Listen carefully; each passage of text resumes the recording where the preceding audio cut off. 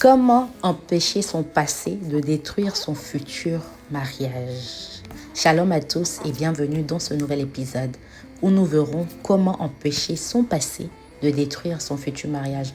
Beaucoup de personnes se trouvent dans cette catégorie où ils ou elles ne savent pas comment empêcher le passé, laisser le passé derrière. Un proverbe africain dit « Une blessure qui n'est pas nettoyée infecte même le corps le plus fort ». Nous sommes d'accord.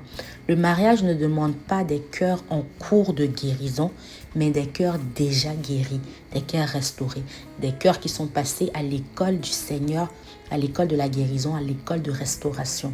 Beaucoup entrent dans une nouvelle relation avec les fantômes du passé, espérant que l'amour réparera ce que Dieu seul peut guérir. Il guérit ceux qui ont le cœur brisé et pensent leurs blessures. C'est ce que le psaume nous dit. Guérir, ce n'est pas oublier. Guérir, c'est se rendre compte que nous avons été blessés et que nous sommes prêts à passer à une autre version de nous-mêmes, à la version améliorée. C'est laisser Dieu toucher les endroits où tes larmes ont coulé en silence. Les blessures non guéries produisent méfiance, insécurité, réaction émotionnelle excessive, attente injuste. Dis-moi en commentaire lequel des mots, de ces mots cités, tes blessures ont produit.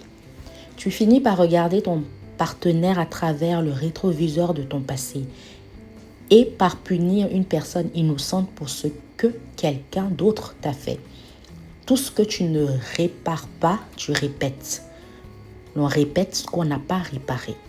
Ce qui t'a brisé hier devient ce qui t'aveugle aujourd'hui. La guérison commence par l'honnêteté.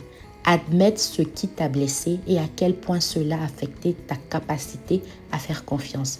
Regarde Anne dans la Bible, blessée, humiliée, incomprise par Pénina. Elle n'a pas versé sa douleur dans une autre relation. Bien au contraire, elle a déposé au trône de Dieu, devant le Père d'amour. Sa guérison a produit un prophète et impacté toute une génération. Regarde Joseph, il a pardonné non parce que ses frères le méritaient, mais parce qu'il voulait avancer. Il voulait avoir un esprit saint pour diriger l'Égypte. Guérir, c'est choisir la destinée plutôt que l'amertume. Que choisis-tu? Dis-moi en commentaire. N'entre pas dans le mariage en saignant intérieurement. Ne laisse pas les anciennes blessures dicter les nouveaux comportements. Ne fais pas payer à ton futur conjoint les erreurs de ton passé. La guérison commence quand tu arrêtes de rouvrir la plaie.